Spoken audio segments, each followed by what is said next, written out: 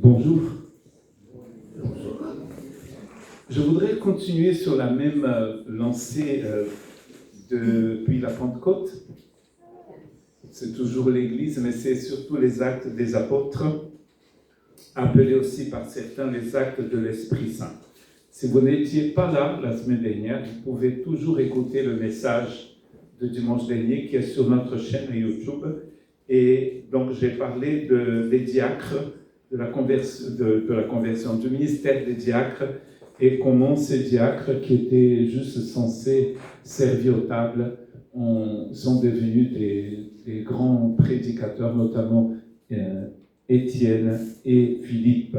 Étienne qui est devenu le premier martyr de la foi chrétienne, et Philippe qui a évangélisé le monsieur de l'Éthiopie et aussi les Samaritains. Vous pouvez donc voir tout ça dans les livres des Actes des Apôtres et aussi écouter le message qui est sur la chaîne YouTube de l'Église. Comme ça, vous pouvez suivre un peu et comprendre un peu notre marche dans le livre des Actes des Apôtres. Donc, j'aimerais bien cet été de voir quelques points importants dans ce livre. Aujourd'hui, j'aimerais bien vous parler de Paul. Vous vous souvenez que la semaine dernière, nous avons vu qu'avant l'entrée de cet apôtre très connu, parce qu'il a écrit plus que la moitié du Nouveau Testament, il y a donc ces personnes, dont Philippe et Étienne, qui sont cités dans le texte, mais il y a d'autres personnes dont le nom n'apparaît pas, on dit juste que c'était des personnes. Et ce sont ces personnes qui ont finalement fait connaître l'évangile de Jésus-Christ déjà en Palestine, mais ils vont aller très très loin. C'est sûrement eux qui ont évangélisé Rome, c'est pas Paul qui a évangélisé Rome. Et partout où ces gens sont allés, souvent des commerçants juifs, et ensuite après des païens aussi, et ils vont donc annoncer l'évangile de Jésus-Christ. On n'a pas leur nom, leur prénom, leur adresse, c'est juste des personnes. C'était pour dire la semaine dernière que chaque personne est convoquée, chaque personne va devenir quelqu'un qui annonce l'évangile partout où il ira. Et surtout là où nous habitons, et surtout là où nous travaillons, et surtout là où nous chantons. Ce week-end, je chante donc avec le chœur Canta Voce et avec l'orchestre de Biarritz. Et je discutais avec Najat parce que c'est sa fille qui est la soliste, qui chante d'une façon divine. Mais hier, quand on a chanté le Christ eleison, c'est le Christ ait pitié de moi, j'avais vraiment envie de lever ma main et dire Christ ait pitié de moi. Je dis non, c'est pas la louange, c'est un concert. Mais ces textes appartiennent à l'Église, dans le credo, dont on a fêté les 1700 ans l'année dernière, 325, il a été écrit à Constantinople et à Nicée, surtout à Nicée. Donc, ce sont ces personnes qui chantaient « Christ ait pitié de nous »,« Seigneur ait pitié de nous ». Ce sont ces personnes qui ont annoncé l'évangile partout. Mais à un moment, il faut que Paul rentre en scène. Et ce qui est très intéressant avec Paul, c'est que c'est la dernière personne que vous et moi, on allait choisir pour devenir un apôtre. Les autres apôtres de Jésus, ils étaient tous des Galiléens, sauf Judas, qui était de Kériote, donc on pense que c'était dans le sud, en Judée. Tous les autres étaient des pêcheurs. Matthieu savait lire, parce qu'il comptait aussi, il était péager. Les autres étaient tous des pêcheurs, la plupart. C'était des personnes qui savaient à peine lire. Donc Jésus va complètement transformer ces hommes simples en apôtres. C'est peut-être plus facile de commencer avec des gens comme ça qu'avec Paul, qui parlait plusieurs langues, qui était citoyen romain, qui avait deux prénoms, un prénom romain et un prénom juif. Donc ça passe bien. Quand je suis devenu français, on m'a demandé si je voulais tout changer. M'appeler Jean-Pierre, Monsieur Poirier au lieu de Pereira. Et je me suis dit non, je vais garder ma nationalité française, brésilienne. Ma famille ne sera pas contente si je m'appelle Jean-Pierre. Mais j'aurais pu. Paul avait deux nationalités, donc il avait deux prénoms. C'est un homme qui pouvait aller partout, mais c'était surtout un homme très méchant. Avant que le texte va être projeté, je vais vous lire Acte 8, verset 1. Saul avait approuvé le meurtre d'Étienne. Il eut ce jour-là une grande persécution contre l'église de Jérusalem. Et tous, excepté les apôtres, se dispersèrent dans les contrées de la Judée et de la Samarie. Des hommes pieux ensevelirent donc Étienne et pleurèrent à grand bruit. Saul, de son côté, ravageait l'église, pénétrant dans les maisons, et on arrachait hommes et femmes et les faisait jeter en prison. Ceux qui avaient été dispersés allaient de lieu en lieu, annonçant la bonne nouvelle de la parole. Et depuis l'éternité, Dieu a dit, il me faut cet homme. C'est lui-même qui va dire que Dieu l'avait choisi avant sa naissance. Il me faut cet homme. Je veux cet homme. C'est Dieu qui cherche Paul. Paul ne voulait rien savoir du Messie. Et les gens qui disent faire des choses comme ça au nom de Dieu, c'est des gens qui font des choses comme ça au nom de Satan. C'est peut-être pire encore quand les gens font du mal au nom de Dieu. N'est-ce pas? Parce qu'ils vont citer des textes aujourd'hui encore. Il y a des gens qui font du mal au nom de Christ. N'est-ce pas? Allumez la télé tout à l'heure, 5 minutes, 2 secondes, TF1, vous allez voir, il y a des gens qui se baladent devant les caméras, sont toujours devant les caméras, et ils font beaucoup de choses au nom du Christ. On voit souvent ces personnes qui vont dans des églises, dans leur église, et après, ils prennent des décisions qui n'ont rien à voir avec l'évangile. Paul était un homme comme ça. Il est religieux. Lui-même, il va nous dire dans Philippiens qu'il était pharisien. Il était pharisien. Il a un CV incroyable. Vous avez vu, il parle hébreu. La plupart des Juifs ne parlaient que araméen. Lui, il connaît l'hébreu, il parle le latin, il parle le grec, il parle l'aramien, forcément. Il parle plusieurs langues, ce mec. Il a un CV incroyable. Le jour où il rencontre Jésus, il a dit « c'est de la boue ». Et le mot, c'est excrément utilisé. Mais on va être gentil, on dit « de la boue » dans certaines versions. C'est-à-dire qu'avant de connaître Christ, cet homme n'est qu'un terroriste. C'est-à-dire qu'il sème la terreur, c'est écrit dans le texte. Il sème la terreur. Il tue des hommes, des femmes, des enfants. Il les jette en prison, il les persécute partout en Palestine. Ensuite, il va vouloir aller plus loin. Et c'est là où Dieu, qui avait depuis toujours dit « Je veux cet homme », il va avoir une rencontre avec Jésus. Lisons le texte qui va être projeté. Et on va lire ce texte ensemble. Comme ça, personne ne dort. Lisons. Cependant... c'est une autre version. Désolé. Lisons ensemble. Quant à Saül, il respirait toujours la menace et le meurtre contre les disciples du Seigneur. Et c'est vous qui allez lire. Lisez. Il se rendit chez le grand prêtre et lui demanda d'être pour les synagogues de Damas afin de le voir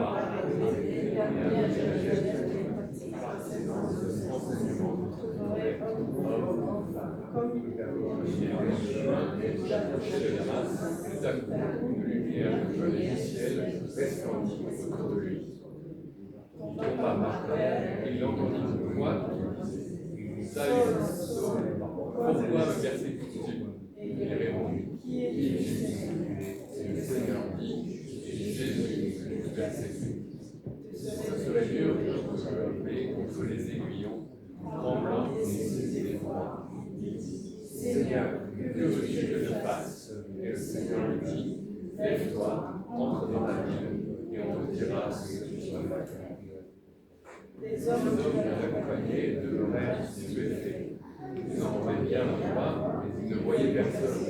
Saul se releva de terre, et quoique ses yeux soient ouverts, il ne voyait rien. On le prit par la main, et on le conduisit à Damas. Il resta 3 jours sans voir, et il ne mangea ni ne but. Tiens. Donc ce que Jésus est en train de dire à Paul, c'est vraiment stupide de donner des coups à des aiguilles. c'est-à-dire c'est stupide. Prenez des aiguilles, mettez les aiguilles au mur comme ça, hein, et après, donnez des coups. Ça sert à quoi, ça? Ça fait mal et ça sert à rien. Donc c'est Jésus qui est en train de dire à Paul, mais Paul, arrête. Ça sert à rien de faire ce que tu fais là. Pourquoi tu me persécutes? Parce que quand on persécute l'Église du Seigneur, c'est le Seigneur qu'on persécute. C'est ce que Jésus est en train de dire.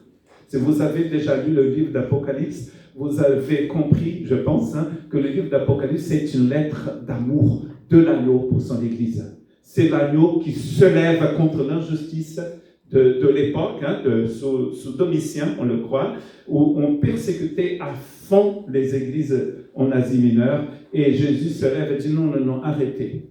Non, on ne persécute pas mon épouse. Et il se manifeste. Et là, il dit pareil à Paul, pourquoi tu me persécutes, Paul? C'est quoi ce truc-là? Qu'est-ce que tu veux en me persécutant? Ça ne sert à rien de me persécuter. On ne peut pas persécuter celui qui vit et qui règne pour les siècles des siècles. On ne peut pas. On ne peut pas se battre contre Dieu. Ça ne sert à rien. C'est perte de temps, on va se faire du mal. C'est ce que Jésus est en train de dire. Donc il y a 3 choses que je voudrais voir avec vous, avec cette conversion de Paul. D'abord, ce qu'elle nous montre, c'est qu'aucun pécheur n'est hors de portée de Dieu. Dieu peut changer toute personne. N'est-ce pas? Amen. Sinon, vous ne seriez pas là. Moi, si, parce que les pasteurs, ça va. Personne ne serait là. Dieu peut atteindre n'importe quelle personne. Les gens comme Pierre, qui vit une vie simple en Galilée, à Capharnaüm, c'était un vrai Capharnaüm, cette ville, vivait à Capharnaüm, un pécheur, donc c'est saint, il est pauvre, peut-être c'est plus facile que de convaincre quelqu'un comme ça, comme Paul. Mais Dieu a décidé qu'il voulait Paul, et il va avoir Paul. Et il va devoir sortir de Jérusalem, sortir de son pays, aller en Syrie. Damas était déjà la capitale de la Syrie, pour changer le cœur de cet homme. Et Dieu va utiliser les gros moyens, comme vous voyez dans le texte. C'est vraiment les gros moyens. Il tombe par terre, il devient aveugle, et quand il devient aveugle, du coup, il voit. Parfois, il faut tomber déjà de son cheval, et devenir aveugle pour pouvoir voir. Quand j'étais au séminaire à Rio, dans les années 80, au siècle dernier, on nous a appris une chose très importante. Quand on arrive, donc on vient d'une église, on faisait plein de choses, moi j'étais responsable des jeunes, j'enseignais les adolescents, j'évangélisais dans la rue, je faisais du théâtre, je chantais. Quand on arrive au séminaire, on arrive sur notre cheval. On sait tout, on connaît la Bible par cœur, tout ça. La deuxième année, on tombe du cheval. Si on fait une 3e et 4e, à la fin, c'est nous qui portons le cheval. Parce qu'on arrive rempli de plein de choses, on sait tout, on connaît tout. Paul connaissait la loi par cœur parce qu'il n'était pas que les 10 commandements, toute la loi de Moïse. Les pharisiens connaissaient tout par cœur. Ils savaient tout. Ils donnaient la dîme de tout. Même des choses qui n'étaient pas écrites dans la loi, ils le faisaient quand même. Ils allaient au-delà de la religion juive, qui était déjà et qui est toujours assez dure, assez complexe. Mais quand il a connu Jésus, il a compris que cela ne servait à rien. Donc Jésus l'a fait tomber de son cheval et en plus il devient aveugle. Le persécuteur va devenir disciple et lui-même va être persécuté. Et Jésus va dire, tu vas souffrir pour moi. Tu vas faire souffrir et tu vas souffrir pour moi.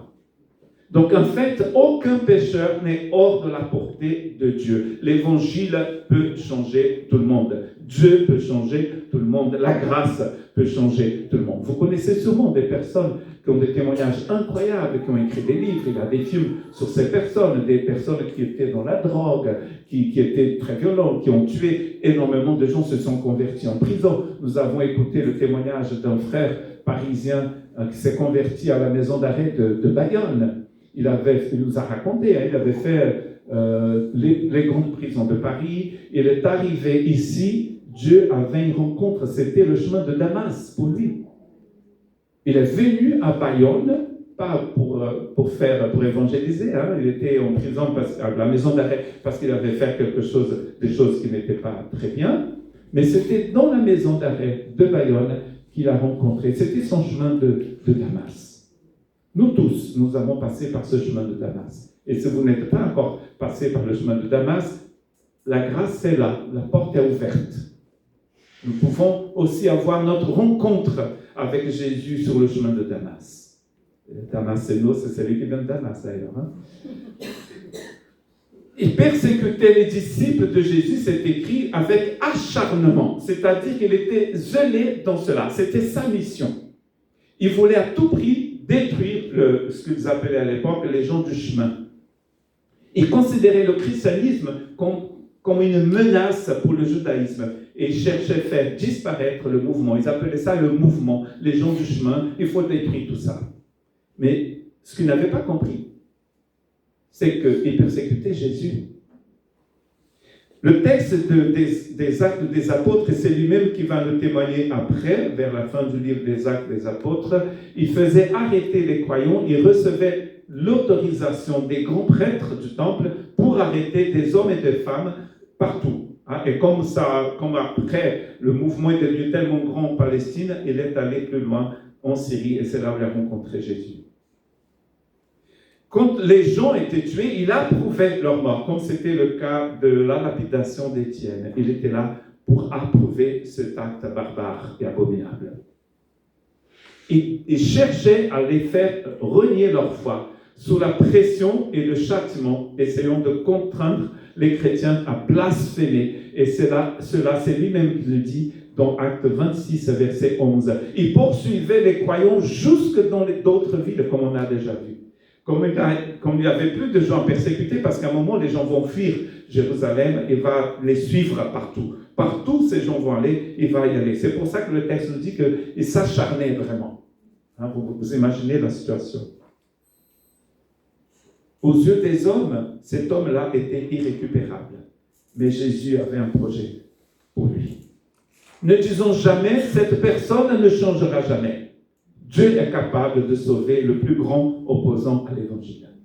Vous avez peut-être dans votre entourage des gens qui blasphèment, des gens qui ne veulent rien savoir de la foi. Continuez de prier.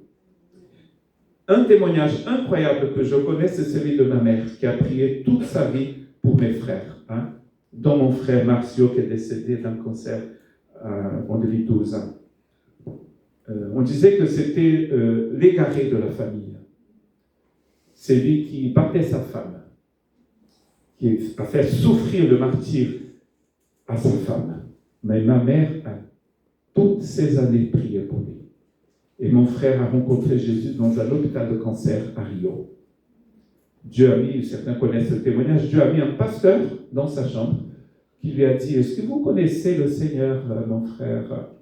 Et il a dit, non, mais j'ai un frère qui est pasteur en France. Oui, mais vous, est-ce que vous connaissez le Seigneur? Et mon frère dit, non, je ne le connais pas. Il se convertit 3 jours avant son opération du cancer du cerveau. Et 2 ans après, il est décédé. Il a eu le temps de se faire baptiser dans l'église de sa femme, l'église méthodiste de la rue, là où je suis né, a rendu un témoignage incroyable de Jésus pendant 2 ans. Et Jésus a décidé de le prendre. Il avait 47 ans. Mais ma mère a prié toute sa vie pour mon frère. On disait, celui-là, c'était un grand mec, il était plus grand que moi, plus beau encore que moi, vous imaginez? Mais complètement perdu, devenu alcoolique très jeune, très très jeune, comme mon père. La brebis noire de la famille. Jamais cet homme ne changera. Son chemin de Damas, c'était un hôpital. Dieu avait décidé qu'il voulait mon frère pour lui. Donc ne dites jamais c'est trop tard, c'est fini. Non, c'est jamais trop tard, et c'est jamais fini. Croyons à la grâce, n'est-ce pas? Dieu est un Dieu de grâce. Dieu est un Dieu de grâce et de bonté. Une rencontre avec Jésus change ma vie, change votre vie, a changé la vie de Paul. Sur le chemin de Damas, Paul ne cherchait pas Jésus, mais c'est Jésus qui est venu le chercher. Quand Jésus rentre dans la chambre de mon frère, il est dans le cœur de ce pasteur qui lui aussi a un cancer. Lui aussi, il va mourir. Mais avant de mourir, il témoigne de Jésus à mon frère. C'est la grâce. C'est la grâce. Je veux cet homme, dit Dieu, depuis l'éternité. Cette question de Jésus, seul, pourquoi tu le persécutes? C'est une question de la grâce. Il veut réveiller dans le cœur de Paul quelque chose qu'il n'avait pas encore compris. Il était zélé pour la loi de Moïse, mais il ne connaissait pas la vie éternelle. Il ne savait pas que c'était Jésus. Il était complètement aveuglé. Et pour voir, il a dû perdre sa vue. Et du coup, il a vu dans son esprit. Dieu brise l'orgueil de Paul avant de lui confier une mission. La conversion n'est pas seulement un changement d'opinion, mais c'est une rencontre personnelle avec Jésus. Personnelle. Jésus qui rentre dans une chambre d'hôpital, Jésus qui fait tomber un terroriste de son cheval, et il veut rencontrer les personnes. Il veut nous rencontrer. Il nous a déjà rencontrés, n'est-ce pas? Vous avez eu une rencontre avec Jésus. Jésus est venu frapper à votre porte. Il a utilisé d'autres moyens que tomber du cheval ou être très malade dans un hôpital. Il va choisir, dans sa grâce, dans sa miséricorde, d'autres façons de faire. Certains, quand ils perdent l'emploi, ils se posent des questions. Quand ils passent par un deuil, ils se posent des questions aussi. Mais d'autres se posent des questions tout en étant à la plage, en vacances. On n'a pas besoin de souffrir pour se convertir. Alors, on n'est pas maso. Dieu n'est pas masochiste. Dieu touche les gens partout. Sincèrement, je suis pasteur et converti, mais hier quand je chantais ce Christ et Jésus ait pitié de moi, je me suis dit, si je n'étais pas chrétien, j'allais me convertir, alors que ce n'était pas du tout un concert chrétien. Je trouvais ça tellement beau. Cette musique, l'orchestre qui joue, la fille de Najat qui chante « Je crois !» C'est quand même dingue. Elle est en train de déclarer tous les jours « Je crois en Jésus, Fils de Dieu !» C'est beau quand même. Sûrement Dieu touche les gens même quand ils écoutent de la musique classique qui n'a pas été composée parfois par des chrétiens. On utilise des textes que l'Église chante depuis 2000 ans. Et on met de la musique dans ce texte. Les gens chantent. Sûrement, il y a des cœurs qui sont touchés. On n'a pas tous besoin de tomber d'un cheval pour se convertir. Dieu transforme le passé de Paul en témoignage. La seule différence entre Saül et Paul, c'est en fait, c'est pas du tout le prénom. Il y a même un livre qui a été écrit, j'ai vu un livre en portugais, écrit sur cela. Ça n'a rien à voir. C'est pas John et Jean. C'est pas Peyo en basque, Pedro en espagnol et en portugais. Et pizza en anglais, c'est pas ça du tout. Ça n'a rien à voir.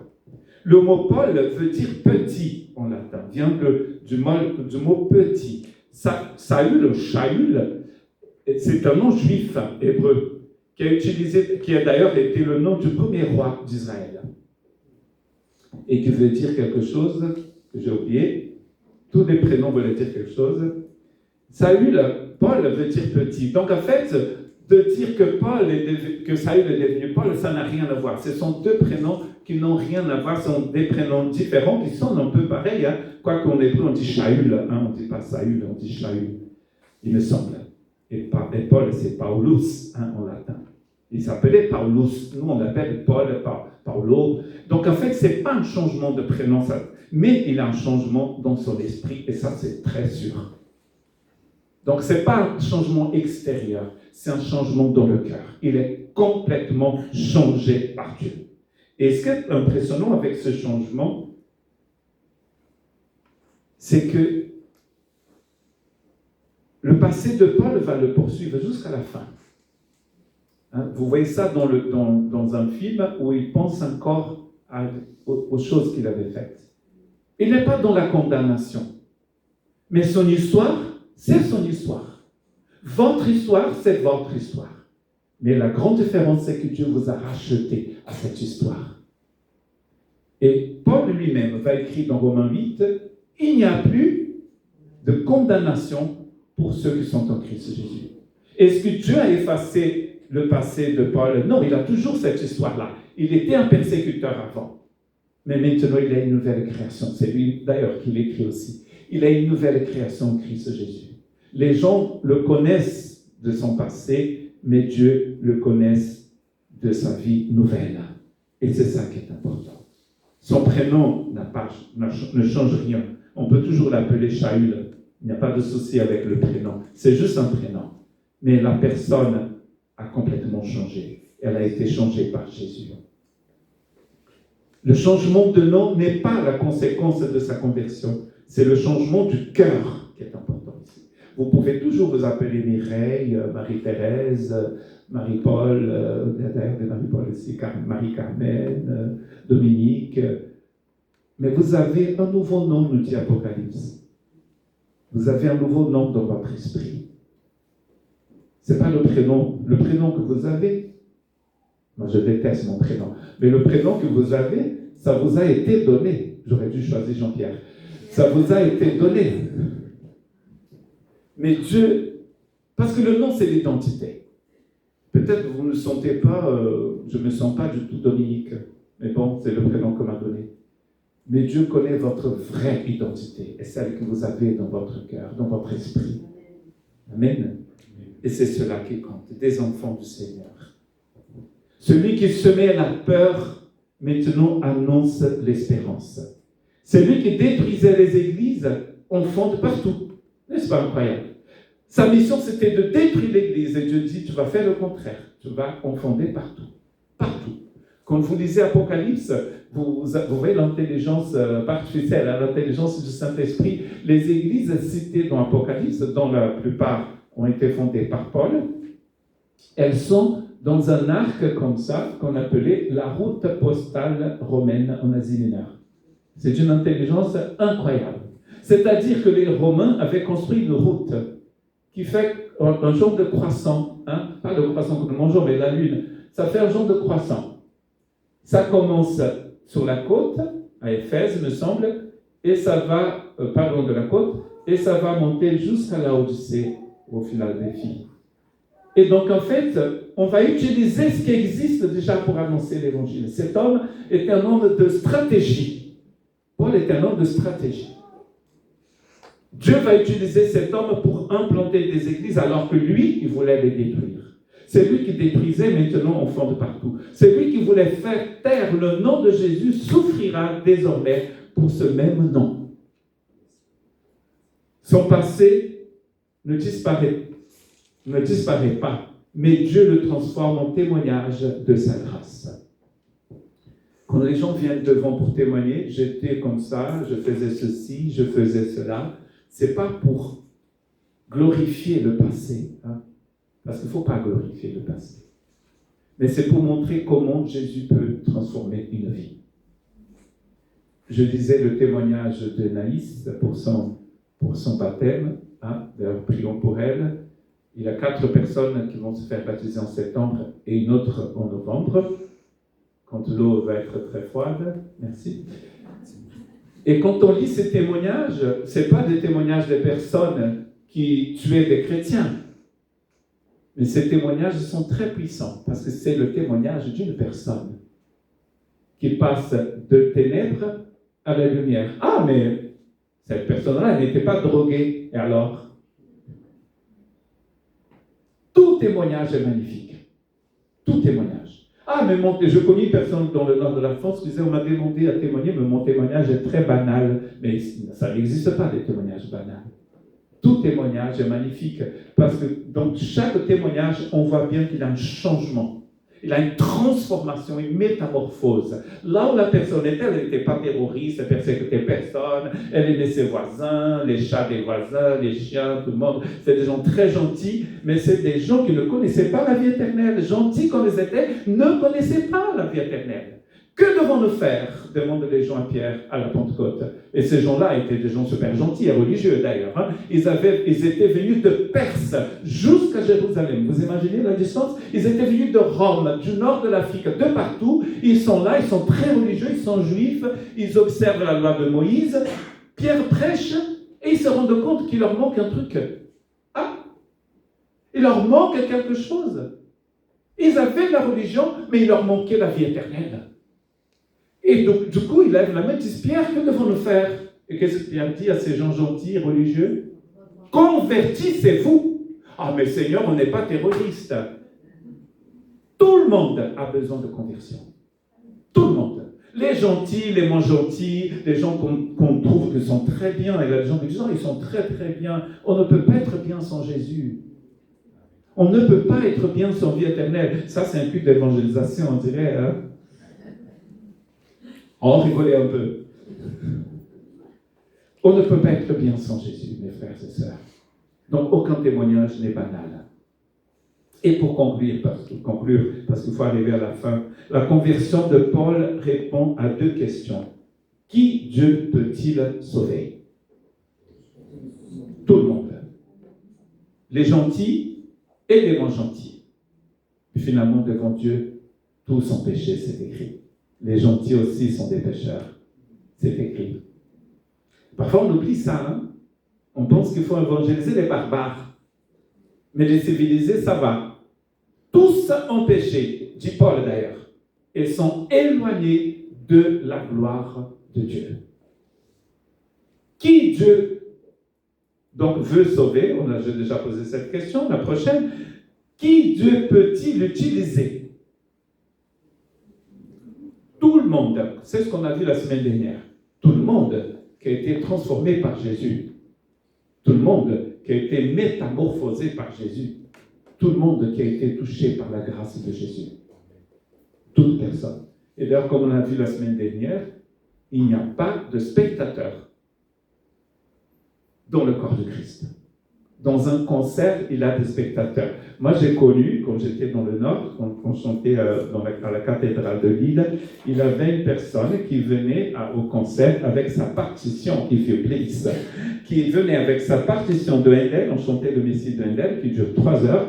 Il est venu avec sa partition, il était assis devant et il suivait le concert en chantant pour vérifier que les si bémols étaient chantés par les altis. Ah, ah. On nous a averti, il y a un monsieur qui vient à tous les concerts avec ses partitions et il chante avec le cœur. Ça, c'est pas bon. Le public ne chante pas dans un concert. Dans le concert de l'église, c'est tout le public qui chante. Tout le monde chante. Vous êtes tous des solistes, vous êtes tous à l'orchestre du Seigneur, vous êtes tous dans le cœur du Seigneur. Je suis imprégné par des concerts en ce moment, donc je parle beaucoup de concerts, désolé. Et c'est biblique d'ailleurs. Hein? Un orchestre symphonique, le mot symphonique vient d'un mot grec qui est utilisé d'ailleurs dans la Bible, hein? Qui parle de plusieurs éléments qui jouent la même mélodie, mais chacun joue d'un instrument différent. Amen. Et donc, qui Dieu veut utiliser? Vous tous, chaque personne ici. Ah, mais je n'étais pas terroriste avant. Je ne peux pas témoigner, mais ce n'est pas du fait que j'étais terroriste que je témoigne de la grâce. Avant, je ne faisais pas grand-chose, j'étais super gentil, mais Jésus m'a touché et j'ai complètement changé. Si Dieu a pu faire d'un persécuteur un apôtre, il peut encore aujourd'hui faire d'un pécheur un témoin, d'un cœur brisé un instrument de paix, d'un ennemi de l'évangile un serviteur du Christ. Qui n'a jamais eu encore un cœur brisé? La vie n'est pas un long fleuve tranquille. Ce n'est pas Paul qui l'a dit. Hein? Ce n'est pas dans la Bible, ça. Hein? Ce n'est pas Hérésie 1.1. Livre du prophète Hérésie. Donc, vous êtes tous des instruments. Vous avez tous été transformés. L'appel pour ce matin, pour chacun de nous. Peut-être que certains pensent être trop loin de Dieu. L'histoire de Paul prouve qu'il n'existe aucun cas désespéré pour la grâce de Jésus-Christ. Donc, continuez de prier pour vos conjoints. Continuez de prier pour vos enfants. Continuez de prier pour vos voisins. Continuons de prier pour la France et pour le Pays Basque et la Navarre et toute l'Europe et le monde. Prions sans cesse, mes frères et sœurs, jusqu'au bout. Est-ce que c'est vous qui sauvez les gens? Non. Mais Jésus nous a dit de prier. Et prier sans cesse, me dit Paul. Sans cesse. Donc prions du coup. Et remercions le Seigneur pour le témoignage de l'apôtre Paul. Un homme violent qui va devenir un homme doux qui annonce l'Évangile. Merci Seigneur, parce que tu nous montres par cette histoire que tu peux tout changer. Et tu peux transformer nos doutes en croyances. Tu peux éclairer les ténèbres qui existent encore dans nos cœurs, peut-être. Tu peux changer la vie de nos voisins, de nos amis, de nos fils, nos enfants, nos petits-enfants. Tu peux les bénir, les remplir de ta grâce et de ta bonté. Et nous te prions ce matin que tu puisses sauver nos familles. Sauve-nous, Seigneur. Et comme nous chantons, qu'il y ait raison et pitié, Seigneur. Prends pitié de nous. Prends pitié de Thanos, de nos voisins d'ailleurs. Des gens qui habitent au Pays Basque, des personnes que nous connaissons, avec qui nous travaillons et avec qui nous chantons, avec qui nous marchons. Prends pitié. Sauve la France. Bénis la France, Seigneur. Dans le nom de Jésus. Amen. Que Dieu vous bénisse. Je vous aime.